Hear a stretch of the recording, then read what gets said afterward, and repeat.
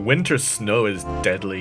You can fall, break a leg, be frozen, and then get eaten by seasonal animals. I looked outside that morning and knew I could spend the whole weekend safe and warm inside. And so I immediately decided to go out and run in the snow. I could just stay indoors where it's warm.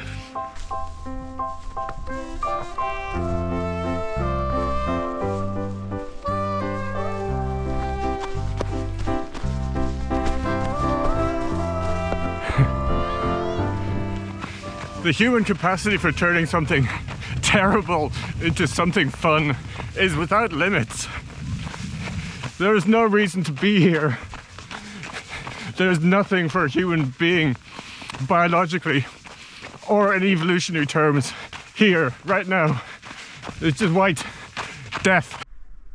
So what business do human beings have in being in the snow at all? You can't eat it. You can't procreate with it. It brings you no profit at all. So, is there any benefit in running around in it?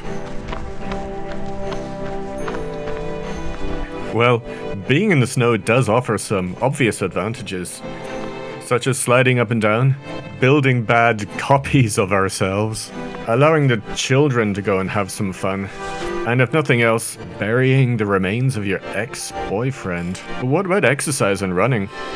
Well, studies seem to have shown that exercising in the cold can improve your immune system and make your body better at fat burning. And also, it just puts everybody into a much better mood.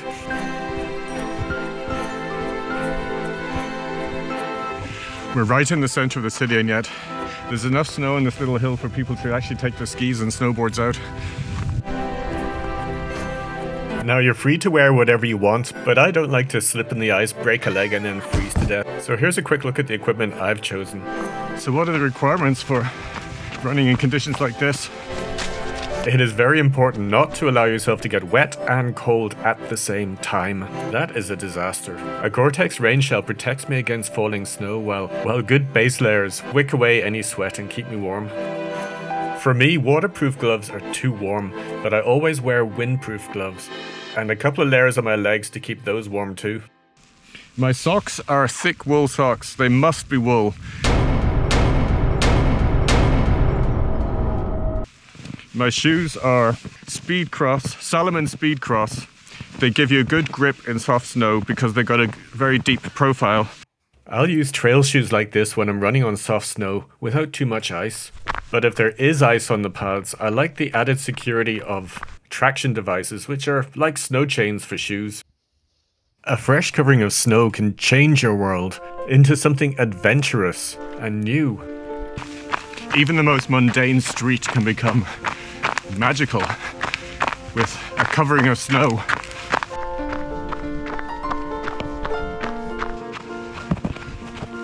Look at the poor cherry trees.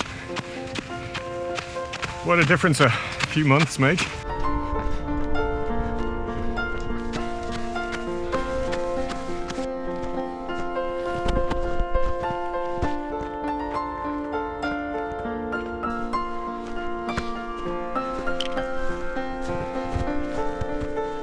I've been in this park hundreds of times, and yet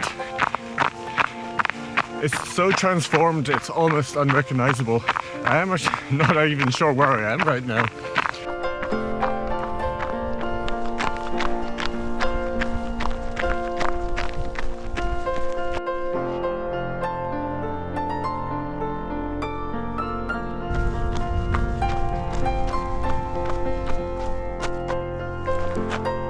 I suddenly realized I finally know where I am after wandering around this park that I cycle through almost every day on my way to work.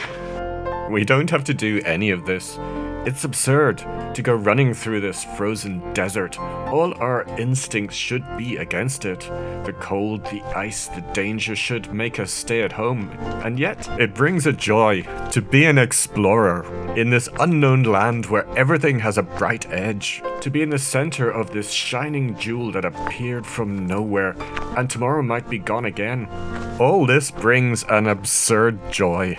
So we could do the sensible thing, stay inside where it's safe and predictable, or go, run in the snow, and get a bit silly.